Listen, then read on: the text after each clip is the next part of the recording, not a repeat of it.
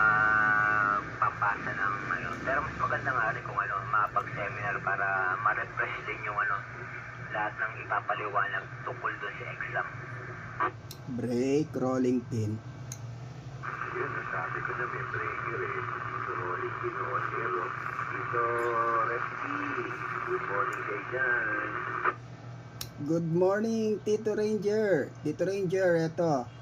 Gamit ko yung 251, naka-desk mic. Oo nga, no. Yes, Mike, bakit kaya humina yan dito?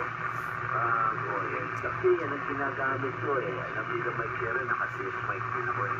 Baka kailangan mo pagbilin yung ano ko, pre-up ko. Yes, yung echo box. Hindi ko alam, ito nga yung sinasabi ko. Kaya nagbukas ako saglit bago magsimba. Ayan, naka full mic gain na ako, tsaka full RF. S1 ka dito sa lugarin ko, Tito. Roger. O, nakaano kasi ako yung tinatawag dito. Mahina yung audio. Power lang ako. Oo, mahina nga. Eto, kaya tinatanong ko kung andyan pa yung original mic niya para ma-check ko talaga kung ano yung diferensya. Hindi ko kasi ma-check kung wala yung original na mic. Baka kasi biglang dumating yung ano ko, yung technician, tapos pinagalaw ko sa kanya, ayaw ko kasing pagalaw. Alam mo naman, Tito Ranger, alaga sa akin yung mga galing sa'yo. Roger, oo, dito. Ayan, bati ka muna kay Mike Sierra, nandiyan sa area. Si Tito Resty, Tito Mike Sierra, nandiyan. Tito Mike Sierra, bati-bati dyan, puno ka dito, dumadagundong.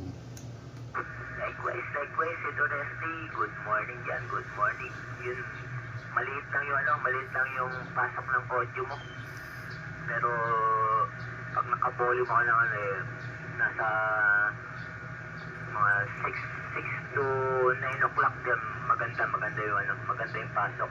Pag naka 3 o'clock, hindi ganong rinig. Nakatutok na nga ako dito sa ano 1 inch na lang yung in between dito sa bunganga ko dun sa mismong mic nung desk mic. Oo, maliit. Yung parang ano, yung audio ni Weng Weng.